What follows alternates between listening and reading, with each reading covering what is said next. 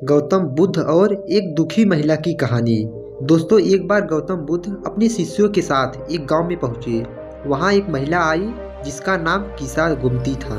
वह बहुत दुखी थी क्योंकि उसका छोटा बेटा हाल ही में मर गया था।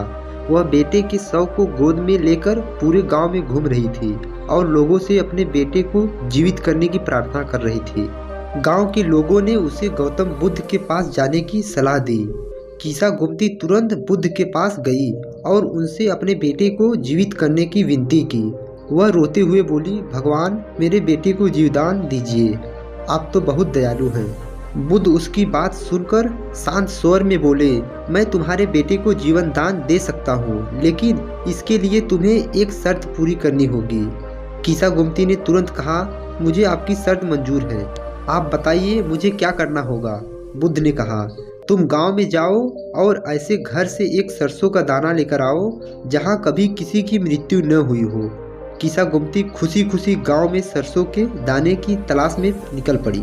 वह एक एक घर जाकर पूछती, क्या इस घर में कभी किसी की मृत्यु नहीं हुई है? अगर नहीं हुई है तो मुझे एक सरसों का दाना दीजिए।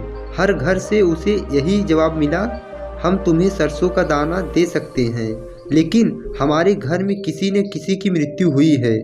पूरा गांव घूमने के बाद कीसा गुमती को एहसास हुआ कि मृत्यु जीवन का एक स्वाभाविक हिस्सा है। कोई भी ऐसा घर नहीं है जहां मृत्यु ने दस्तक न दी हो। वह बुद्ध के पास लौटी और बोली, भगवान, अब मुझे समझ में आ गया है कि मृत्यु अटल है। मेरे बेटे का समय पूरा हो चुका है, मैं अपने दुख को स्वीकार करती हूँ। बुद्ध मुस्कुराए और बोले, कीसा, जो जन्मा है उसका मृत्यु होना निश्चित है। इस सत्य को समझकर अपने दुखों को कम करो और शांति प्राप्त करो। दोस्तों, इस कहानी से हमें यह सीख मिलती है कि मृत्यु और दुख जीवन का हिस्सा है। इन्हें स्वीकार करना और सत्य को समझना ही सच्ची शांति का मार्ग है। गौतम बुद्ध ने हमें सिखाया कि जीवन के अटल सत्य को अपनाकर हम अपने दुखों से मुक्ति पा सकते हैं।